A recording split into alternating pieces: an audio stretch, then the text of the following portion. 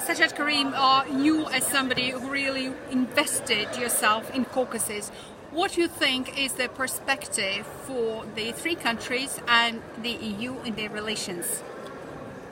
Well, I think when I look back at how EU relations with the three countries were right at the outset to where we are today, I think the European Parliament can really feel tremendously satisfied, very proud of where we are at this moment in time.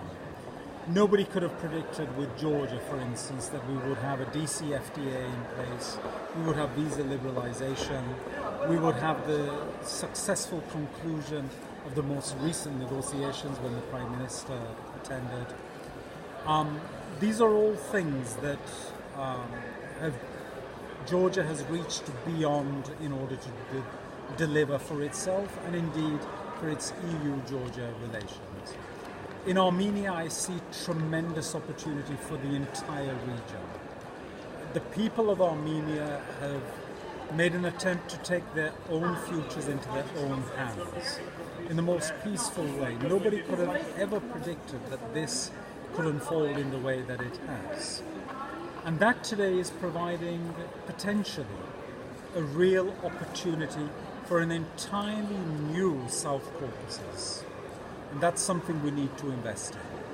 Azerbaijan, of course, has always had its own stated policy of being very independent, not at all signing up to an EU future for itself. That's fine, we accept that.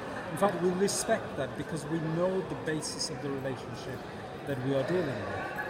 I hope that next year we're going to see some very real progress in terms of EU-Azerbaijan relations.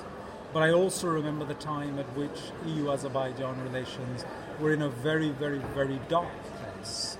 And it was this parliament that played a lead role in making sure, working with President Aliyev directly himself, that we were able to repair the damage that had occurred and invest on future developments. Sajjad Karim, these days are fascinating developments in Georgia, and a French citizen is becoming the leader of the country. So how would you perceive, what would be the impact of this change? Georgia is European, and what better demonstration could there be? I celebrate this, I welcome this. Of course, I also recognize the fact that here Georgia once again has demonstrated the strength of its true character. It is electing a female as its president, as its head of state. I cannot tell you the great pleasure that that fills me with personally. I cannot tell you the tremendous impact that that is going to have throughout the world, but in particular in Georgia's own continent, Europe.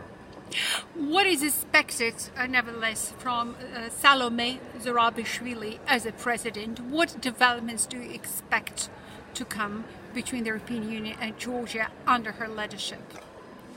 Well, we now see the situation emerge where somebody who truly understands the depth of European values, somebody who has lived, breathed Europe her entire life, has the ability to influence the future direction of an entire country and an entire peoples, and I hope also an entire region, the South Caucasus, and to make a tremendous impact within Europe and the European Union with Georgia's own stated, dedicated path of a European future for itself based upon the wishes of its people.